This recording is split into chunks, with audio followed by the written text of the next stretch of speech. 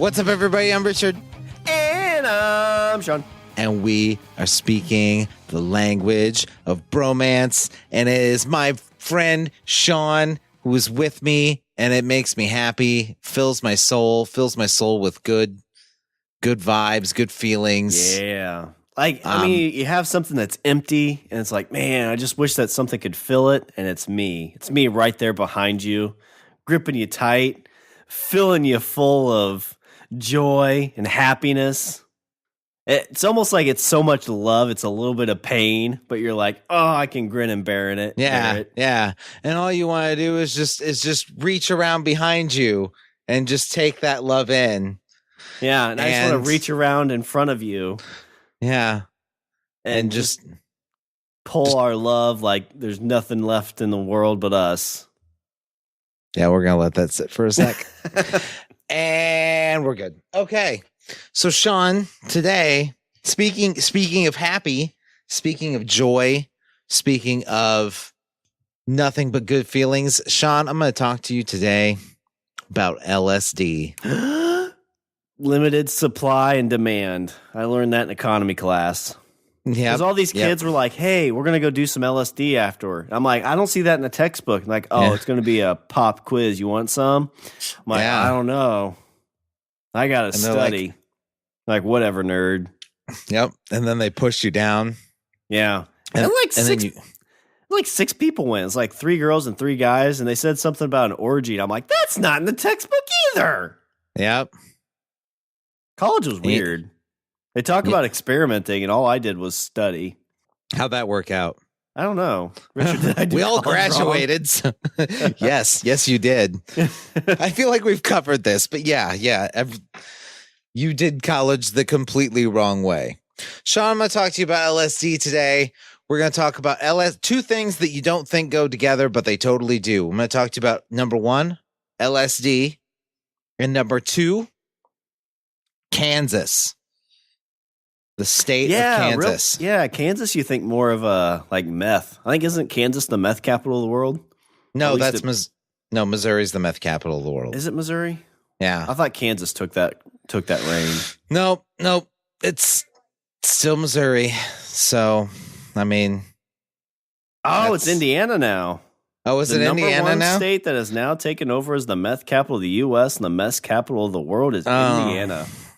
Well, congratulations. Yeah, it's either like if Missouri and Kansas are still producing the same and Indiana's just put up like bigger numbers. That's not good. Is that it? Is it just that like we're not going to let these damn people from Missouri take away our crown? Maybe somebody just moved from Missouri to Indiana. I'm just imagining somebody like with a cigar and glasses be like, let's up production. And then there's some dude with like a big lever that just like throws it all the way forward. You know, Richard, I think you've got a lot more like opinion of meth makers than what they really are. Because I don't really think they like smoke cigars. Let's make some more meth. Up the production to maximum. I think it's more like, well, I've got these batteries and this cough medicine. Let's see what we can make. Let's put it together and see what comes out. And we just hope we don't explode. Our hearts. And our home. And our homes. So, okay, so first I need to talk to you about a man who's honestly like, I am actually genuinely impressed by this man. So in order to get you from LSD to Kansas, I need to bring up a guy, and his name is William Leonard Pickard. William Leonard Pickard. So with LSD, is LSD like the Louis Vuitton of chemical drugs, and meth is like the Dollar General? Because they're both chemically made, right? Yeah, they are. Yes, I would completely agree. I would say that, well, LSD, yes, is chemically engineered, and obviously so is methamphetamine. But I would say that the effects of LSD are similar to things you would find in nature, whereas I feel that the Well, meth is too. It's just lots and lots of caffeine and cocaine mixed together. Well, it's not really even cocaine. I mean, if you were talking about crack, I would. Yeah, probably more crack. But crack is whack. but with meth, it's more. I would say meth is more of a artificial, much more. Even though yes, they are both chemically engineered, I would classify meth as a more artificial product than LSD, because I mean I feel like the effects of LSD are similar to things you would do if like you took like psychedelic mushrooms or things like ayahuasca. So why don't people just do mushrooms then? Is there a big difference between the two, like LSD and mushrooms? Is LSD more like, is LSD give you more than mushrooms, or does mushrooms give you more, or is it just a cost benefit type thing? I would say that the effects are similar. Maybe one might be more intense than the other. So why don't people do mushrooms instead of LSD? Because mushrooms are completely 100% natural, aren't they? Yeah. Well, I think it's more because I think it has to do with availability. Is LSD more available than mushrooms? I don't know. Why you ask what? Because I don't know. Where'd you learn that, Rich? Drug school. Yes, that's where I learned it. That's exactly. I went to drug school, and I got what was that line from Blow? I went in with a bachelor's of marijuana, and I came out with a doctorate in cocaine. Yeah. Except I didn't do either of those things. I haven't either. Drug school, going to crime school. Where'd you learn that, Rook? All right, so William Leonard Pickard. It's a good name. Isn't it? It's kind of, like... You call him Bill, you call him Leo, call him Pick. You could. And I'm looking at a picture of him, and I guess just to paint a picture for the audience, I would say that this looks like a college professor. Like that's what he looks like. Like the picture I'm seeing, he's wearing a very tight collared shirt. So is this the college professor? Like he shows up, he's like, "Oh my God, kids, so it's just such a nice day outside.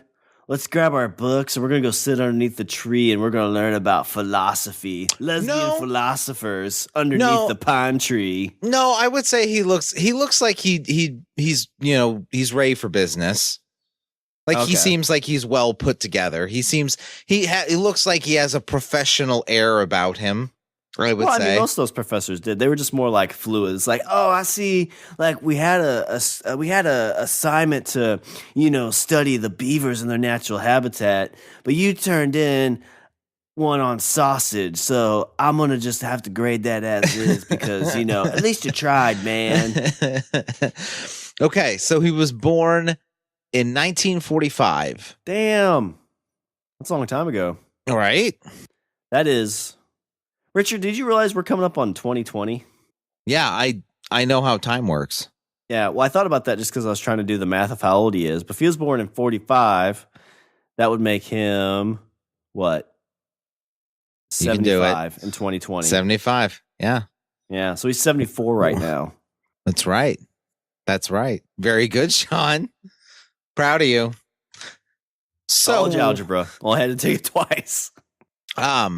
So he is one of two people convicted in the largest LSD manufacturing case in history. Oh shit! So he is the Johnny Depp of LSD.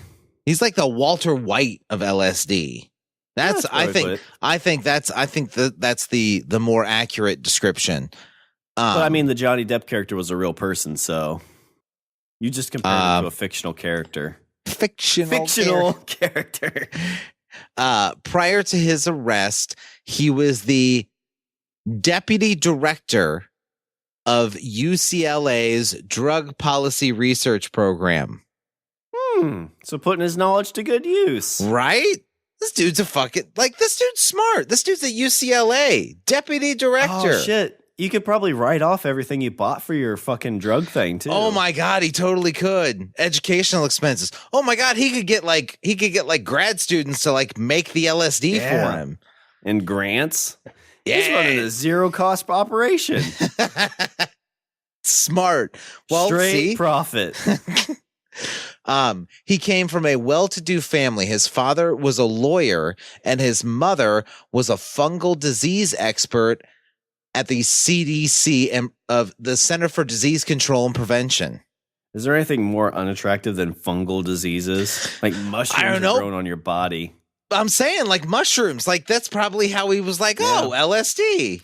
It's like just like mom used to make. Yeah, mom cut something off his foot and she threw it in the trash. He's like, He was like 18. What if I eat that? I wonder if I could get high off that.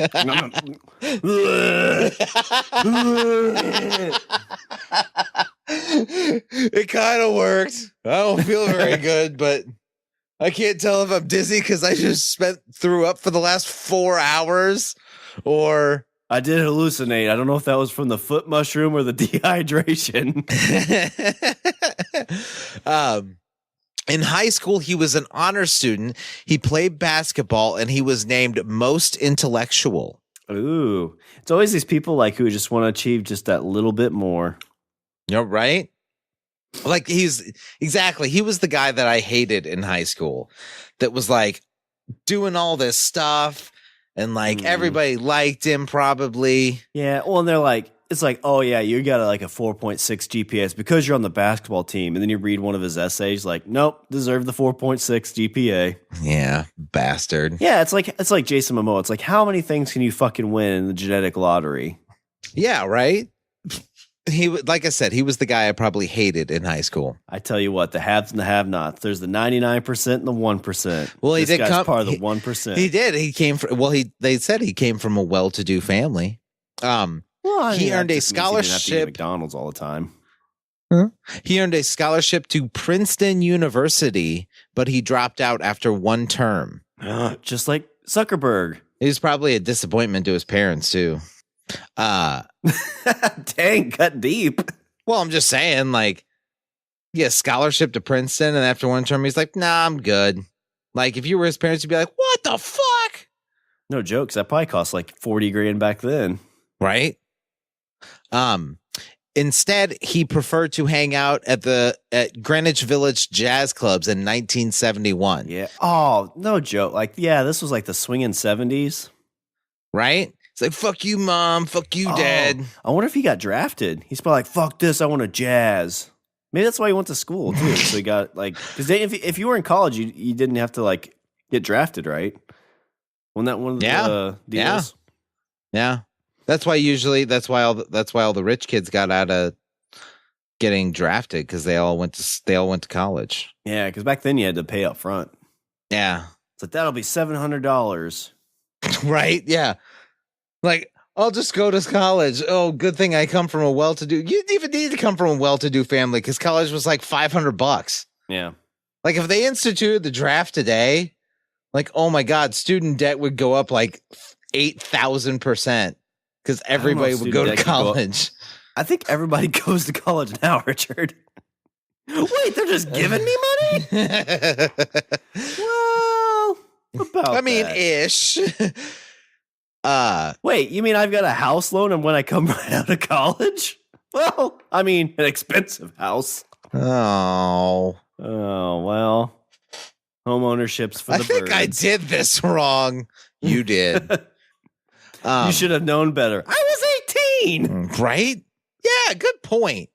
In 1971, he got a job as a research manager at the University of California, Berkeley, Department of Bacteriology and Immunology.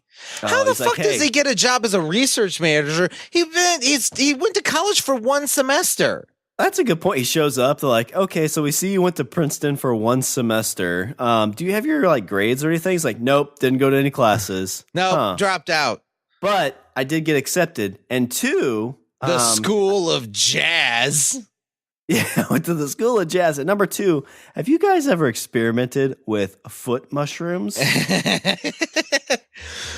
Got a job hired, sir. See, this is the bullshit I'm talking. I think I've said this before. This is the bullshit I loved about like the 60s and the 70s. It's like, oh yeah, I went to college for like 3 months and I'm just gonna go to the University of California. Yeah, can I be a research manager?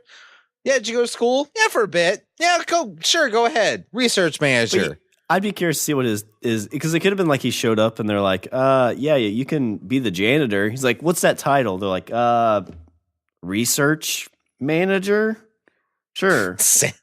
Oh my God.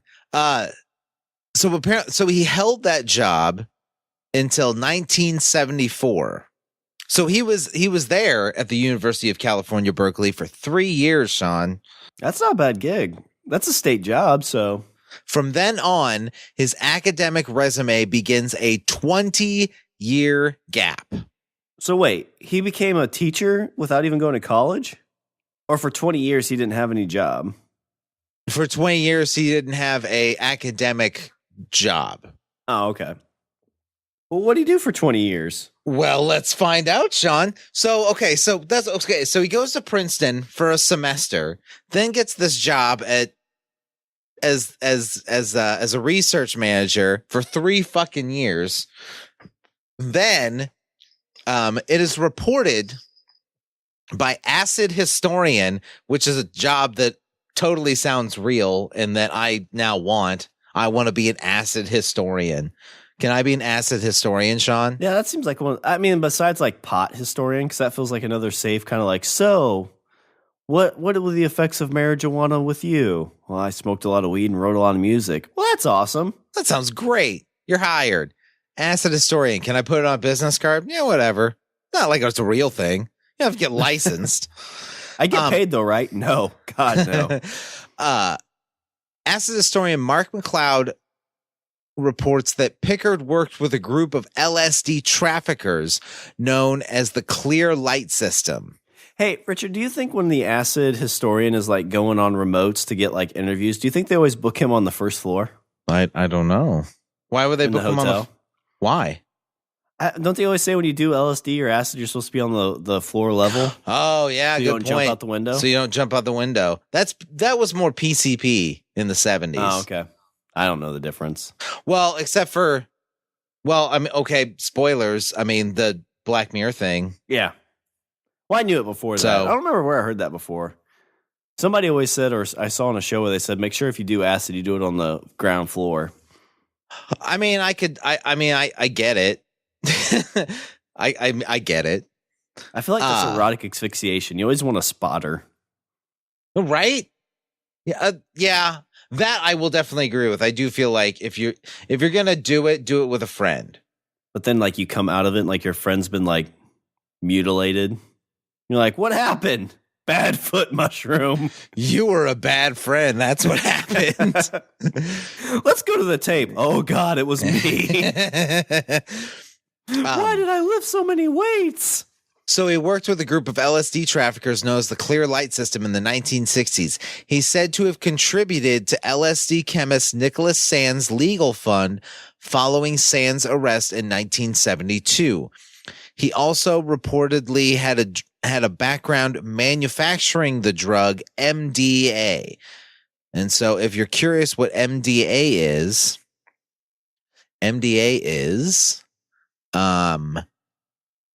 most delicious methylenedioxyamphetamine. Are those the chemicals in it? Yes. It's compared to other drugs in the amphetamine family. However, it remains an important and widely used drug. I'm just learning all this as I right now as we're talking. Oh yeah, sure. I'm just learning this. I am. I was just reading anyway. Moving on. In December 1988, a neighbor. So we're skipping all the way to 1988. So we were in 1974. Oh, fuck, is this Mr. Rogers? Why? Why would you get neighbor? Mr. He's like, hi neighbor. You want to do some drugs? Maybe is this that's where the story leads. Is Mr. Rogers in on the acid? No, because we're in California, and Mr. Rogers lived in Pittsburgh. Oh, okay. Well, I know he was in Vietnam too, so it was around this time. He was like a highly decorated sniper. That's why he wore long sleeves all the times, because he had sleeve tattoos of all of his kills. That's a total fucking urban myth. Have you ever seen Mr. Rogers' arms? Yes. Have you really? No, I haven't. I watched the shit out of Mr. Rogers when I was a kid, though. I fucking loved Mr. Rogers. I never watched much of it. I want to see the documentary. Though. It looks good. So don't you dare besmirch that man's character. That man was a fucking saint. I know, and he killed like bad people. Oh, stop it. He killed bad people. The Viet Cong weren't bad people. They were just communists. You say communist? God damn it. Just because they lost the war doesn't mean that they were wrong. But they didn't lose that one. Exactly. Moving on. In December 1988, a neighbor reported a strange chemical odor coming from an architectural shop at a Mountain View, California industrial park. Oh my God, Shawn, this is where Google started. Mountain View, California. What if Google was a bad acid trip? Like you're on it, like, oh my God, I can find anything by typing it in. Oh my God, I have this total idea. We'll fucking put it right here. We'll have big giant balls and everybody will ride bikes to work and fucking scooters, like scooters that move on their own. It'll be amazing. And people will just give us their information and then we'll sell it all for billions. No, trillions. And they'll sit in pods and figure out new ways to do it. It'll be fucking killer. Man, I wish I got on the ground floor at Google. Right? I know, like Apple, like some. Go on. Yeah. Yeah.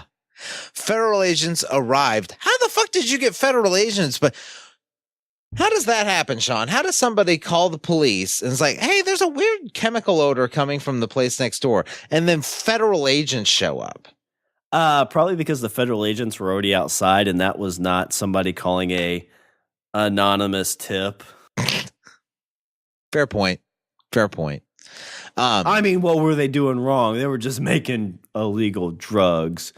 So federal agents arrived to find 200,000 doses of LSD. Oh, that is one badass Burning Man party. That's like half a day at Coachella right there. Yeah. In fact, I think that's the technical term for 200,000 doses. It's called a half a Coachella. Half a Coachella. Federal agents arrived to find half a Coachella of LSD and William Pickard inside. Pickard was charged with manufacturing LSD. You ready for this, Shawn? Now, keep in mind, okay? Well, do you think when they first got there, do you think he's sitting on all those doses like a throne?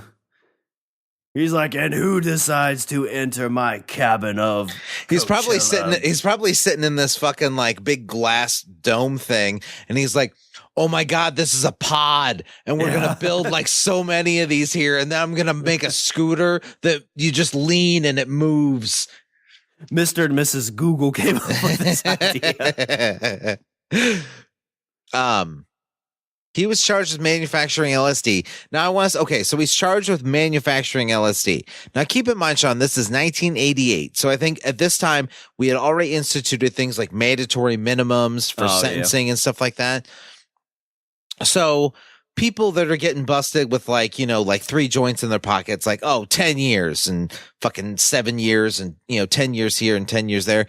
This guy, William Pickard, 200,000 doses of LSD. Right? Coachella's worth. Half a Coachella's worth. He's got half a Coachella's worth of LSD in his garage. 5 years. Huh. I mean, even at like $1 a piece, that's a shit ton of cabbage he'd be sitting on. And he got 5 years? What Johnny's Depp character get when he first got busted? Wasn't it only like 2 or 3 years? He was sentenced to, I think he was sentenced to like 5 or 7, and they served 2. I gotcha. Oh, so did William Pickard go in with a doctorate of LSD, and did they come out with a super doctorate of a super doctorate? So he served 5 years in prison. So it's 1988. Okay. So he's getting out in 93. Right. Okay. So by 1994, so at this time he's out of prison, right? By 1994, he had enrolled at the John F. Kennedy School of Government at Harvard University. So he shows up at Harvard, And he's like, hey, I've got a felony on my charge. Like, oh, well, you Yeah. should work in the government. I just finished an intense, rigorous study program. Well, you where I joked read about like the books in a 70s. This cell. was in the 90s, Richard. That's like a good in the point. 90s, they're like, yeah, sure, come on in. How this fucking yeah, but see, I'm saying he had this job as a research manager. I mean, true, that was like in the 70s. He's like, okay, what was your last job? Well, I worked as a research manager for 3 years. At After that, it was UCLA. independent. I was an entrepreneur. I remember. Have you guys heard of Coachella? Okay. So street value 200,000 doses of LSD. Street value on that, I would say, is probably at that in 88. I would say street value is probably like 700 grand. $3 a pop. About 7. But no.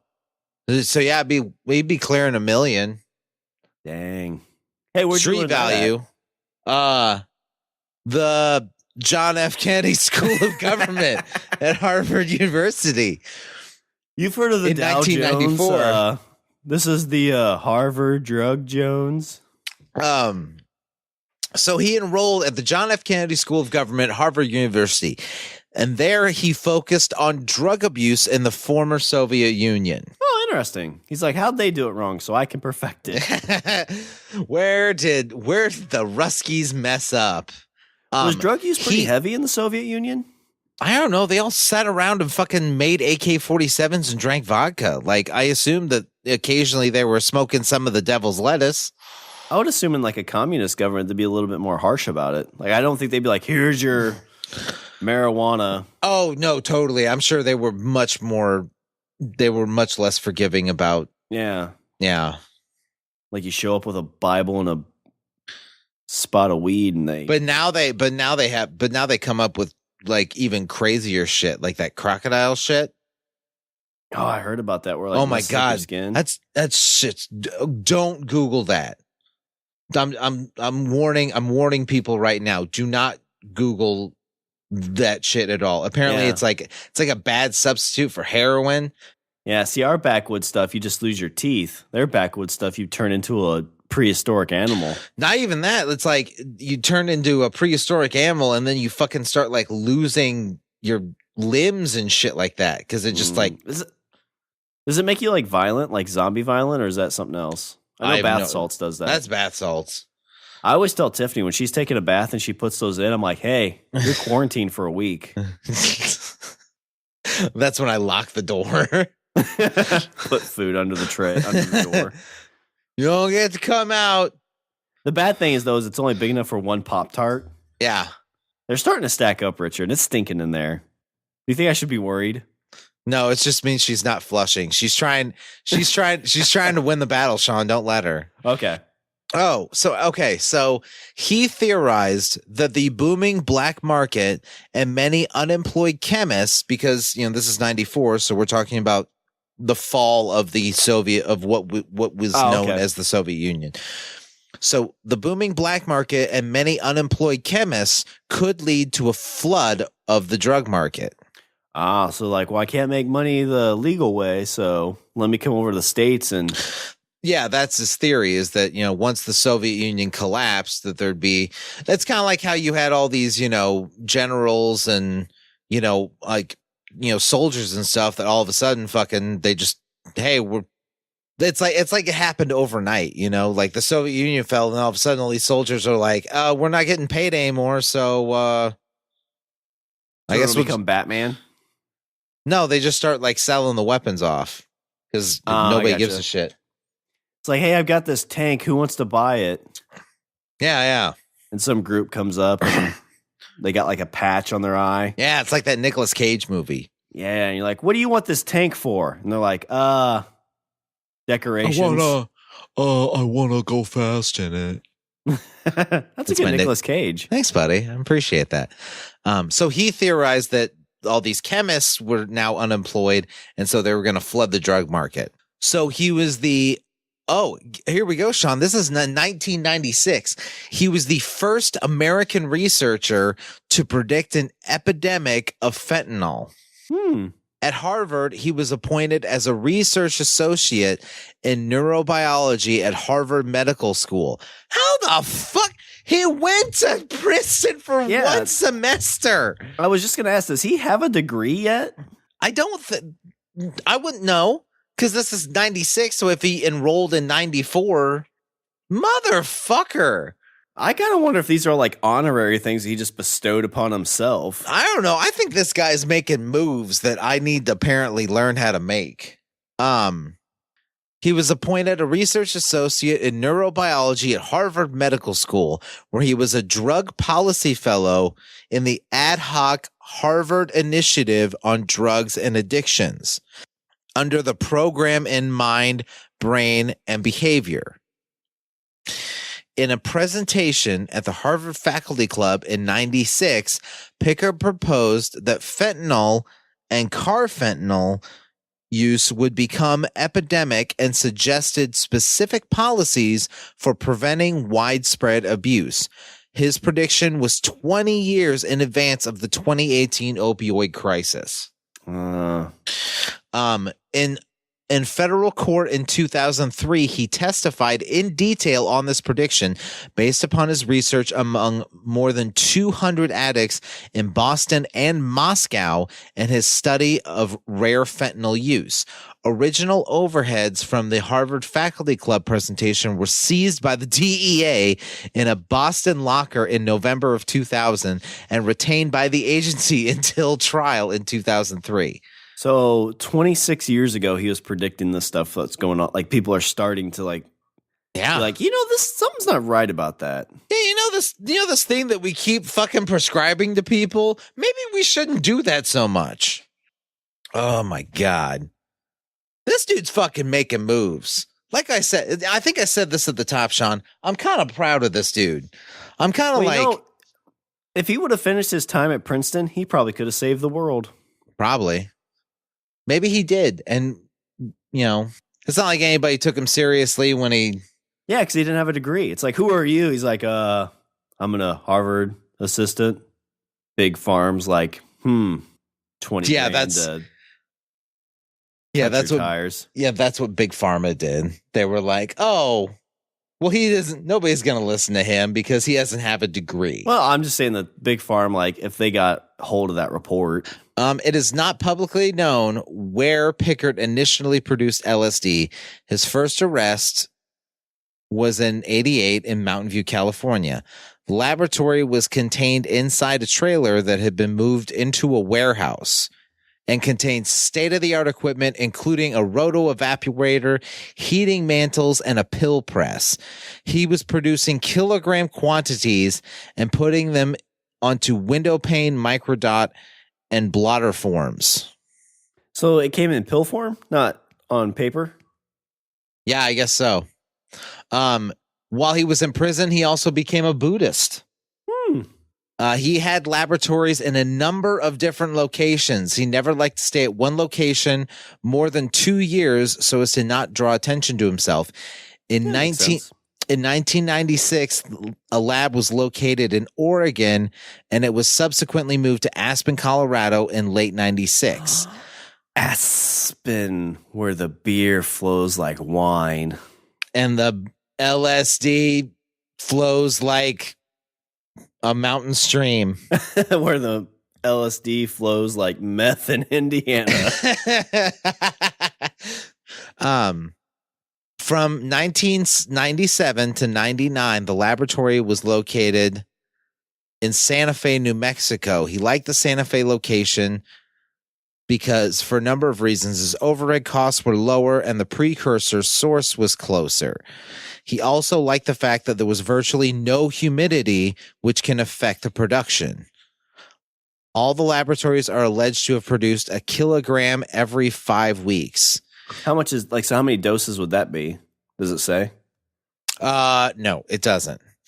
Okay, so now we have to jump to the second person in this story and the person that will ultimately fund the guy's dream. This guy's name Disney. The Gordon Todd Skinner. Why do they all have to share their middle names? I always feel like these are the things where they share their middle name just in case there's another Todd Skinner somewhere out there in the world. Like, no, I'm not the drug guy. I'm Todd Michael Skinner. Right. Skinner became involved with Pickard in 1998. It is rumored that Pickard and Skinner were introduced to each other in a somewhat formal gathering of LSD dealers and chemists. Where does that happen? Welcome everybody to the 1999 LSD con. Right? I would love to go to that. I'm glad you've all made it to this Holiday Inn. Last year we had it the Quinta Inn, and we've upgraded. We're thinking about changing the name. I think next year we're going to call it, I don't know, Coachella. I'm glad all of you have responded to the question at the door. Are you a cop? Man. Because if you are, it's entrapment. Or Burning Man. I don't know. We've got a lot of things in the hopper. The meeting is said to have taken place in the former home of Jerry and Carolyn Garcia. Apparently, and then there's parentheses here. This is Mountain Girl. So I don't know what that means. I don't know. That's either the greatest nickname ever, or like your husband's like, well, that's Mountain Girl, because everybody's climbed her. Yeah. Why am I still married? We have an open marriage. Well, how many women do you get to sleep with? None. Look at me. They all sleep with my wife. I hate bisexuals. One of his main customers was a man named Petaluma Al. That's a terrible name. It's like Petty Al. Well, he's from Petaluma, California, and I'm guessing his name obviously is George. Yeah, it's like, well, don't call me by my first name. Pickard would arrange for LSD to be produced and transported to Denver or Boulder, Colorado, to be mailed or picked up so that Petaluma Al would never know where the laboratory was located. Mm. Most of Al's customers were overseas in Europe, and that meant in addition to millions of dollars in U.S. currency, Pickard also handled millions in Dutch guilders and Canadian banknotes. I always feel like if you hit that like $1 million or $5 million mark, wouldn't you be like, all right, selling the business. I'm going to go retire to Fiji. Yeah, but okay, Shawn, let's say you spend a year and you make let's say, you spend a year, you make this LSD, okay? And it costs, $1 million, okay? Like you've got $1 million in profit. However, you did spend probably somewhere in the neighborhood of like $400,000 to produce it. No, but you're saying I have $1 million. I'm saying profit is after cost. Well, okay. So let's say the first year you made $600,000. Okay. Yeah. But now next year you've done the legwork. You have the lab already. Yeah. You have your locations already set up. So next year you're going to make even more money. Well, I understand that, but at some point, why don't you say, okay, because again, this is the story of all these, people doing these illegal things is they go for like 5 or 10 years and they amass this huge amount of money and they're like just throwing it all over the place. And all of a sudden, guess what? They get arrested and go to jail. And you know who wins in the end, Richard? Their wives, because they get all the stuff. No, they don't get they don't get all the stuff, because doesn't the DEA show up and get all the stuff? Well, I mean, if they're wearing the jewelry and stuff and they have it on their persons, they get to keep it. So all the wives look like Mr. T with like 80 necklaces and 40 bracelets. No, this is my house necklace. Yeah. They have like rolls of hundreds shoved up their bum. Yeah, I mean, that's where I keep it. When the DEA comes a knocking, start sticking it in your bum. Yeah, but I think, and in the other thing I would also say to that is I think partly it's not really so much about the money, right? I think a lot of it's the lifestyle. Like you get into that lifestyle, you like the rush of it, you like the job of it. I'm just saying like risk reward. Like at some point you're like, all right, going to cut ties. I'm going to move somewhere and just live off the money I have. Okay, well, I think you and I kind of share this mentality, but I also think that's why you and I aren't doing this. Yeah, I know, because one of us has seen Sons of Anarchy, and it never seems to end well for anybody in that lifestyle.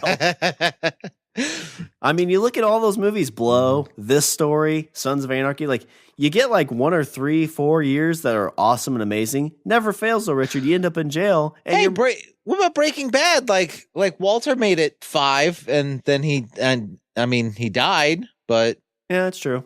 He was gonna die anyway. He had cancer. Yeah, well, I mean, if you're dying from something, it's probably different. I mean, I just went and saw The Mule with Clint Eastwood, which wasn't a good movie, really. But like, it's the thing when you're 96 years old and like some dude's threatening your life. It's like, dude, I'm 96 years old. Like, I'm surprised I woke up this morning. Yeah, I haven't had a boner in 10 years. Like, I'm begging for death.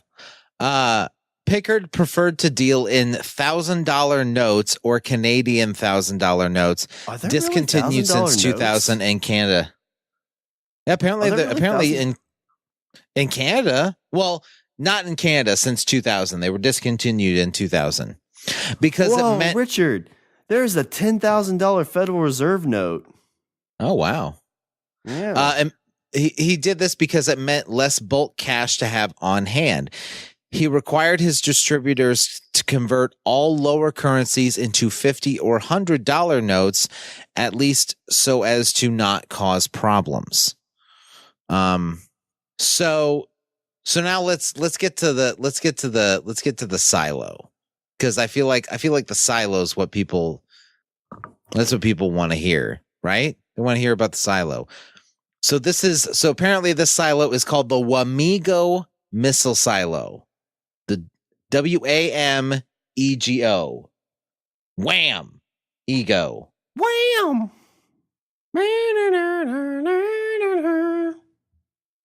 Wake me up before you go. Is that how that ended, Richard? Launching a missile from a silo. Wake me up. Is that how this whole operation came down? Was because of a careless whisper? Never gonna make LSD again. Guilty plea has got no traction. Gonna do 15 to life. Originally installed by the Air Force as part of a missile defense system, this was in Topeka, Kansas in 1961.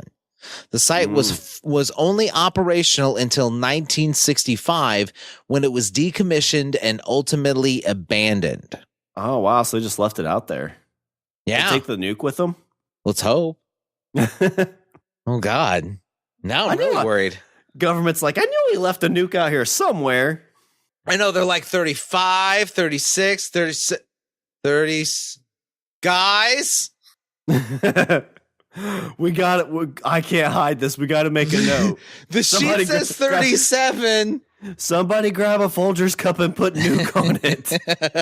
37. Yeah, apparently. So they installed it in 1961. So they only had it for 4 years. It's supposed to be missile defense. I know there's a bunch of them in the Midwest. I think Kansas. And then they're probably just like, you know what? This is stupid. Why did we do this? I think it's because the ultimate thing when it comes to like a missile defense system is that like, oh, these weren't nukes. These were just missile defense. Yeah. Oh, well, so scary thought, Richard. So, you know, they always talk like, oh my gosh, if somebody shoots something at us, we got missile defense, we'll be safe. I've heard that's like a 1 in 100 or 1 in 1,000 chance that any of those would even work. That's what I was going to say, is that the problem with missile defense systems is that like they usually don't work. Yeah. It's like trying to hit a bullet with another bullet in midair. It's like that scene in fucking, what movie was it? Where they shoot the bullets and it was in the Shadow. There was the Shadow where they both fire a bullet and then the bullets like hit each other and fuse together and it falls down. That's essentially what you're trying to do. That happened in World War II, I think. Like there's an actual like in one of the museums where that happened. But I think that's why we like if they shoot one missile, like you shoot a bunch of these things, your odds are better than zero. But if they shoot 2 at us, it's like one of them's getting through. Right. Fucking scary stuff. Yeah. So I never understood the thing with a missile defense system. I mean, it's better than nothing. I think every time we test it, we always miss by like fucking miles. It's like, oh, we missed it by like 8 miles. Well, it's like I said, you got to improve. I mean, it's better than nothing. Yeah, but we'd spent all the money to do it. So, well, yeah, but if you didn't have it, I mean, then it would be in the exact same boat because it doesn't work. No, the odds are lower, but we still at least have something. Well, it's like okay, well, if that's the case, why don't you play the lottery? I mean, a lot of people do. Do you? Every now and then. You know how many times I've won? How many? 6. Lie. For a total of $8. The odds of us hitting a nuclear missile with another missile is the same. I would say are probably similar to lottery odds. Maybe. I think it's a little bit better, but yeah, it's not great. Okay. So, following 3 decades of decay. So now we're at 1995. 1995. The building was purchased by Gordon Todd Skinner, who is a young psychedelic drug enthusiast with a massive inherited fortune. Yeah. Rich kid with mommy and daddy's money. Yeah. He converted the mostly underground structure into a kind of hidden palace, complete with luxurious hot tubs and baths, and furnished with imported marble. It's like a fucking genie's bottle. Like the Christina Aguilera song? No, like like you ever see like the movies and stuff where like the genie, like where he lives, it's always like nice and luxurious. Oh, like I Dream of Jeannie? Yeah. I wonder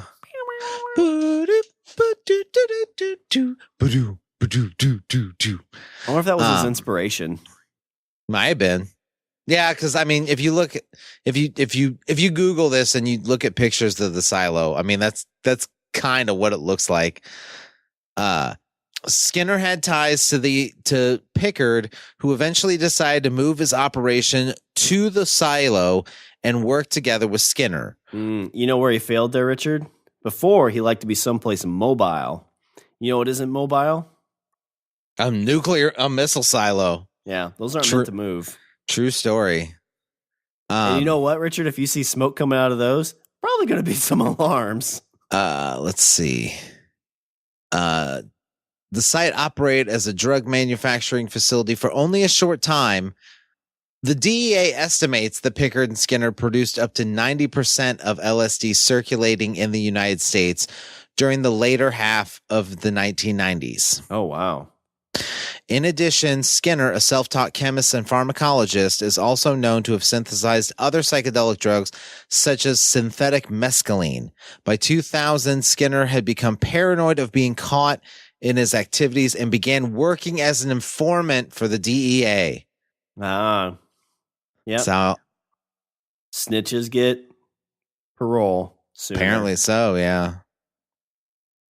Skinner later left Wamego and was eventually convicted of kidnapping, assaulting, and torturing and forcibly dosing a number of victims, including his former girlfriend, with dangerously large amounts of psychedelic drugs. Yeesh. God, and I can imagine like being on psychedelics and having sex is probably not like a very enjoyable experience. No comment. Nowadays, the former silo is now owned and operated by the Everson family, who, despite the site's scandalous past, still offer tours by appointment. So we could go. We could, I believe so. I guess they live there. So, Shawn, we could go to the silo and we could hang out. We could be in history, Richard. We could be deep inside history. We could, and then we'll make LSD in it. You know how to make that, right? Sure. It's 1/3 Frosted Flakes, 2/3 Can't be too hard. Almond milk, 1/5 unicorn magic. That's what my mom always said. That's how you make your mom's making LSD. So he was sentenced to. So Pickard was given 2 life sentences after his bust. After this bust in 2000. Apparently, though, he wasn't even busted at the lab or at the silo. He was arrested when they were transporting. But was he an informant at this point? Oh, Skinner, I'm not sure. Skinner and Pickard were arrested moving the laboratory from the Atlas E silo location. They never actually produced LSD at the site. They were heading to the site. Oh, damn. See? The laboratory had been moved there without Pickard without Pickard's knowledge by the governor's informant, who was Skinner. But Skinner was involved? When Pickard arrived back in town and learned that Skinner had moved the lab there, they immediately began preparations to move it. Unknown to them, Skinner had begun cooperating with DA and had already allowed them to go inside the property to look around. Based on what they saw during the showing, they applied for a search warrant, which was subsequently signed by a federal judge. So he let them into the silo? So Skinner moved, took the lab and put it at his silo and was like, hey, we're going to do it here. And then Pickard was like, no, that's a fucking stupid idea. We're packing this shit up and we're going someplace else. And so they packed the shit up, and as they were leaving, that's when they got busted. But the only reason that Skinner moved the shit there in the first place was so that he could let the DEA in to look at it all and get the warrant. I think Skinner freaked out. He was trying to buy himself a pardon. The DEA had a Kansas Highway Patrol car pull them over to not arouse suspicion. They immediately recognized something was wrong when Pickard took off into the woods on foot. And he was screaming, bees! Bees! No, shit! No, get this! So he had somebody in a Ryder truck they had the lab in like a Ryder truck, like a moving truck, right? So they put all the all the lab shit in a truck. And so they have the truck and they're going down the road. So Pickard is in a car behind the truck. And they have walkie-talkies, so they're like, hey, slow down. Oh, speed trap. Oh, shit like that. Gotcha. So they get pulled over. And then Pickard gets out and runs off into the woods. He wasn't captured until the next day. You know why, Shawn? Because in addition to being a super smart chemist and fucking school of Harvard business, blah, blah, blah, he was also apparently a marathon runner on the side. Well, I'd imagine if you drop LSD, you could probably run forever. Being a marathon runner, he took off into the woods on foot and was not captured until the next day. He was captured still running. I just felt like running. Authorities found less than 6 ounces of ergotamine tertiate during the arrest. However, they claim they normally produced up to 1 kilogram of LSD every 5 weeks. The DEA estimates that this would produce approximately 10 million 100 milligram doses. Although the DEA claims this would be worth 40 million on the street, Pickard did not sell anywhere near the street or retail level. Government informant Skinner testified Petaluma Al and the largest wholesale customers of Pickard paid $29.75 per dose, which would put the cost around almost 3 million for 1 kilogram of LSD. So about 3 million every week. That's how much he was making? Hang on. Oh no, 3 million every 5 weeks. Still, that's 30 million in a year. Yeah. And that's profit? That's actual money he's making? Well, shoot, even at, what would we say, 30 million? Even if it cost, 15 million to make, that's still 15 million you're walking out with at the end of the fiscal year. True story. You know what you can do with 15 million, Richard? What's that? Retire to an island. That's true. Clyde Apperson, who was Pickard's partner, was reportedly a skilled chemist, but his role was mainly in the setup and takedown of the laboratory. He was allegedly paid $100,000 for assembling and $50,000 for packing away the lab. He had reportedly manufactured synthetic mescaline, which authorities searched In his Sunnyvale, California home, they found 5 drums of precursor chemicals needed to manufacture it. They were found guilty, and Pickard received 2 life sentences. Ooh, so that's like, isn't a life sentence 35 years? No, I don't think so. I think it's like the term of your natural life, right? I didn't think so. That was like 35 or 40 years is considered a life sentence. So right now he is. So Shawn, if you want to know where he is today, right now he is still serving those life sentences. He's still alive. Was this in the early 2000s when he got arrested? He was convicted in 2003. Okay. So he is currently serving 2 life sentences. He is at the U.S. Penitentiary at Tucson, Arizona.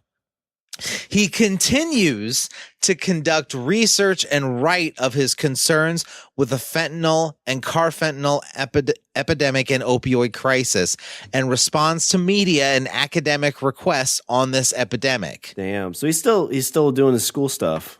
In 2015, he published a novel called The Rose of Periclesius. Oh, can he make money off that? I guess it's not about his case, right? It's just about his experience with chemicals. I think he can still make money. I know, like, in prison, you can't write a book about your crime and make money. So this, I think you're right. So this is like, why isn't this a movie? Like, you got Blow. This is kind of like more of a white collar crime, a scientific white collar crime. Yeah, like this dude, and I mean, this dude's making LSD or whatever. Yeah, and really, the only reason he got caught was because the fucking moron that like all of a sudden decided to turn informant. Like he could have kept going. It was the asshole. The asshole brought his lab. He was like, "Hey, we're going to put the lab here." And it's like, no. Hey, let's put it in this former government silo. Like, no, look, that'll be so badass. No, it's got 7 hot tubs, bro. Shawn, I'm not even to the best part yet. You ready for this? He's on Twitter. What? He's on Twitter as we speak. William Leonard Pickard has not 1, not 2, but 5. Wow. 5 Twitter accounts. All right, you want to make me really sad? How many followers do each of those accounts have? He right now has 356 followers on the one I'm looking at. Oh, okay. I don't feel so bad then. So that's 1. He has 279 on another one, 280 on another one, and 27 on. Oh God, that's sad. Yeah. The one Twitter account that's about the fentanyl crisis has 27. You know what those are, Richard? Porn bots. Yeah. So let me give you just a brief description of what these Twitter accounts are. Okay. So one of his accounts is about his time in captivity. One of them is solely about his book. Another one is his some of his articles on science, medicine, and technology. One is specifically related to the fentanyl crisis, and one, Shawn, is simply announcements and his own personal poetry. Oh, he's a writer at heart. God damn it. How is this motherfucker is serving 2 consecutive life terms and he's more productive than I am. Well, we have more Twitter followers than he does combined. That doesn't make me feel better. I mean, you're not in prison either. Yes, I'm not in prison either, but this dude wrote a book and walked into a building, was like, hey. And unlike him, neither one of us have done LSD. Well,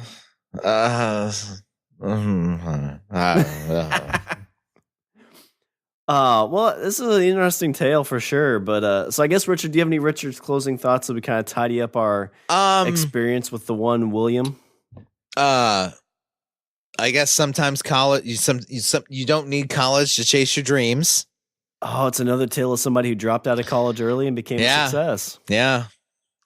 And don't let the man get you down, because even in prison, you can have 5 Twitter accounts and write a book. Yeah, that's true. I mean, he does have a lot more time on his hand. And predict the opioid crisis 20 years before anybody else.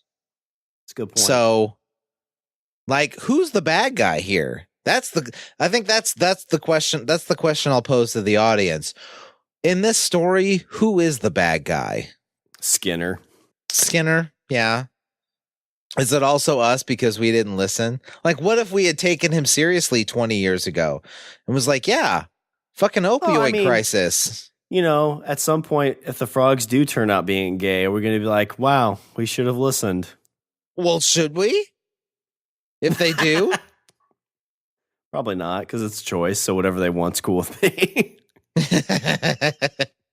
All right, well, let me do a little bit of housekeeping. Visit our website. We're at languageofbromance.com. Follow us on Twitter and Instagram at languageofbro. And you can email us at eatthebeaver at languageofbromance.com. And check us out as part of the Pod Bros Network. Because it's the missile defense. No. It's where all the it's a missile silo of amazing podcasts ready to shoot out and save your ears. Yeah, if you want to drop some podcasts on your tongue, drop some Pod Bros podcasts, take you on a trip. Yeah, take you on a journey, man. All right, was there anything else before we close her out? Don't do drugs. Yeah, I mean, unless you want to, in which case, I mean, it's up to you. You're an adult. Well, that's all the Bromance we have for this show. I'm Shawn. And I'm Richard. And I say we eat the beaver. Hey, Richard, has that plant always been like trying to grab your head? Or is that just this tea I'm drinking? It's just the tea you're drinking. Man. Boo-doo-doo-doo. Boo-doo-doo-doo.